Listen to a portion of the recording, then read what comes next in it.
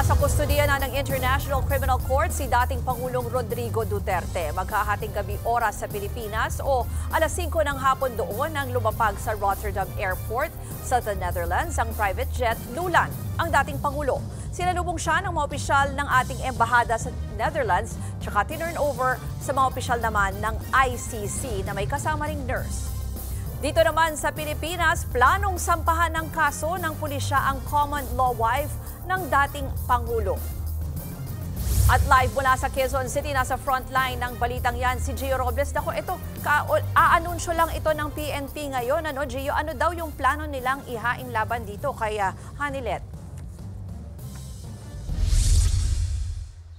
Alam mo, Ruth, tama ka nga dyan, no? Balak sampahan ng kaso ng Philippine National Police ang common law wife o kinakasama ni dating Pangulong Rodrigo Duterte na si Hanilet Avancenia. Direct assault ang balak isampa kay Avancenia ayon sa tagapagsalita ng PNP na si Brigadier General Jean Fajardo.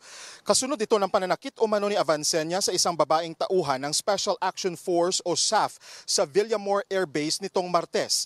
Ayon kay Fajardo, pinukpok sa ulo ni Avancenia ang SAF personnel gamit ang cellphone. Nangyari daw yan sa kasagsagan ng mainit na tensyon sa pagitan ng mga pulis at kampo ng dating Pangulo sa Villamor Air Base. Nagkabukol sa ulo ang SAF personnel na kinailangang umanong dalhin sa ospital. Kung sa mga larawan na makikita nyo, Ruth, yan yung sa noo ng SAF personnel. Nakalabas na daw ito at kasalukuyang nagpapagaling na. Samantala, pinag-aaralan din umano ng PNP ang pagsampa naman ng kasong obstruction of justice kay dating Executive Secretary Salvador Medialdea. Ruth, sa post ni Kitty Duterte, yung bunsong anak ng dating Pangulo, nakita natin nung Martes na may punit yung turtleneck niya, pero giniit ng PNP sa press briefing nito kanina lamang na walang excessive use of force na ipinatupad. Naging tama daw yung proseso ng PNP o sinunod nila yung tamang proseso doon sa pag-aresto o yung pag-assist nila sa pag-aresto sa dating Pangulo bago ito maisakay sa eroplano patungong The Hague sa the Netherlands. Samantala, Ruth, wala pang pahayag dyan ang kampo ni na Avancenia at Medialdea sa balak na kasong isampa sa kanila ng Philippine National Police. Ruth.